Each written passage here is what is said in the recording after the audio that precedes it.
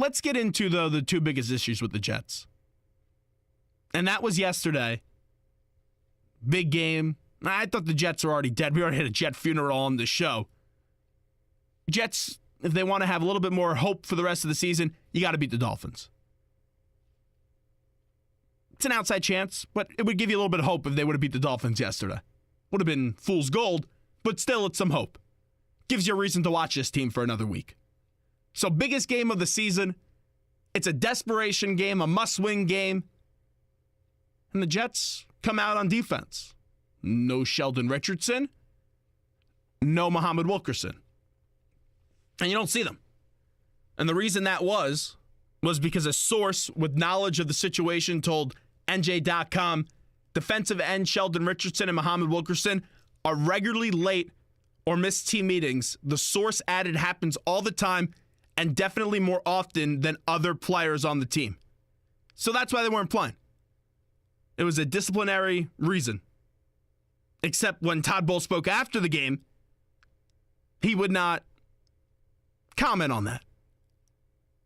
Said it was a coaching decision. Then today, when Todd Bowles and I was just on the conference call before we got on the show, started about 3:30, he said anything regarding those two players, well, it's going to be kept in-house. Not a good look for the Jets head coach. And Mike Garafolo had even more to this report. It gets even more comical because the Jets are a circus. And the Jets have been a circus for more than a decade.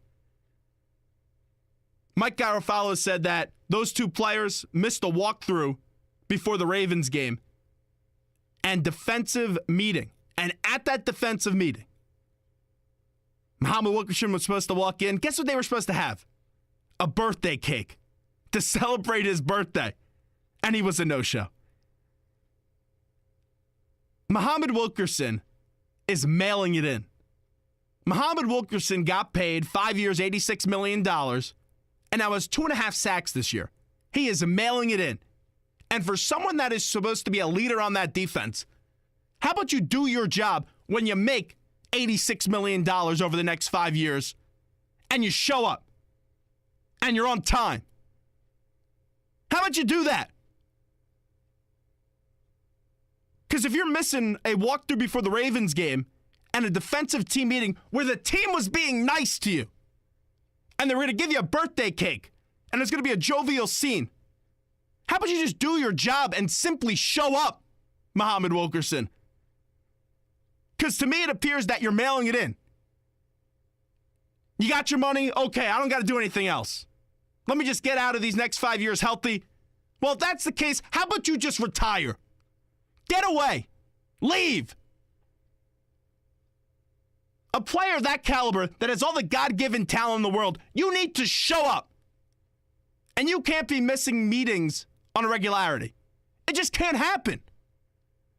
And Sheldon Richardson, the fact that this person is not being a modeled citizen after he's already been suspended this year, coming from the 140 miles per hour incident with the child in his car and everyone smelling like marijuana, for him to be involved in this is even more embarrassing. Because he should be proving to everyone, especially when he's about to get paid a lot of money, and it won't be by the Jets, I can guarantee you that. How about you show up? Do your job, guys. Sheldon Richardson and Muhammad Wilkerson, two jokes for what they're doing right now. And it shows me they don't care. And how did Todd Bowles not discipline these players if it was before the Ravens game? You wait until the Dolphins game? And Todd Bowles today, oh, it was an awful look. Why is he protecting these two bozos, and Richardson and Wilkerson? What's the point of protecting them? How about you publicly embarrass them? And maybe the two of them with their thick skulls will finally wake up and realize, wow, I just got publicly embarrassed. Wow, maybe I should show up for a meeting on time. Because if it won't click for Wilkerson because he already got paid, it will at least click for Sheldon Richardson, you would hope, because he's about to get paid. And I don't know how many teams are going to give him a whole lot of money and commit to him if they know this is a constant issue.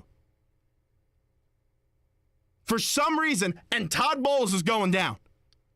He's going down protecting his players.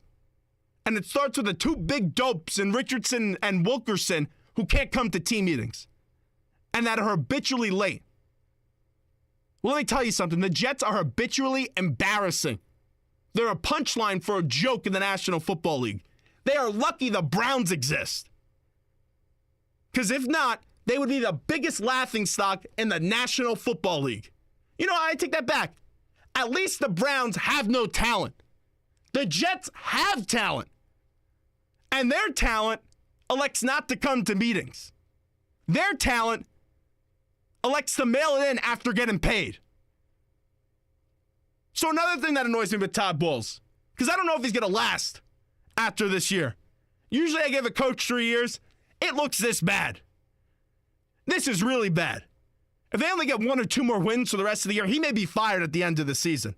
And who would have thought? Because going into the year, and I didn't think the Jets were going to make the playoffs, but I thought they had the talent, at least on paper, to make the playoffs. The reason I didn't pick them was because of their schedule. This is a team people talking about 10, 11 wins. They'll be looking to get 6 this year. The coaching's bad. The offense is bad. The defense, it was supposed to be stellar. They stink, that defense. But let's get to the quarterback, Ryan Fitzpatrick. And you want to see why the coach is lost? The coach today, and it's not even a guarantee Fitzpatrick's going to play this weekend because of the injury, the MCL. It's not a guarantee. Today, Todd Bowles says, okay, well, he still gives us the best chance to win. How does he give you the best chance to win? He threw 2 interceptions on Sunday. One was to a 6'6" defensive lineman in Jordan Phillips. How does that give you the best chance to win?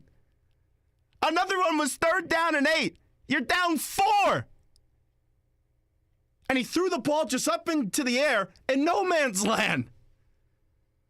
This is someone that continues to throw interception after interception after interception. Interception is synonymous with Ryan Fitzpatrick this year. And you still believe that he gives you the best chance to win? Todd, you want to keep your job this year? We know Geno Smith's done for the year. This is a done season. You're not making the playoffs. Don't foolishly think you're making the playoffs. At least show New York if Bryce Petty has anything. And maybe that decision will be made for him this week, and he won't have to make it. Because maybe Ryan Fitzpatrick won't be able to go. It's amazing, though, how the Jets are so loyal to Ryan Fitzpatrick when he stinks. And the head coach is continuing to throw his head out and say, all right, we're keeping the stuff on Richardson in-house. We're keeping the stuff on Muhammad Wilkerson in-house. Oh, yeah, and I'm going to continue to defend Ryan Fitzpatrick, who's gone after this year. He's only on a 1-year deal. Imagine if the Jets signed him to 3 or 4 and gave him what he want. Oh, Mike McCagnon would be getting ripped.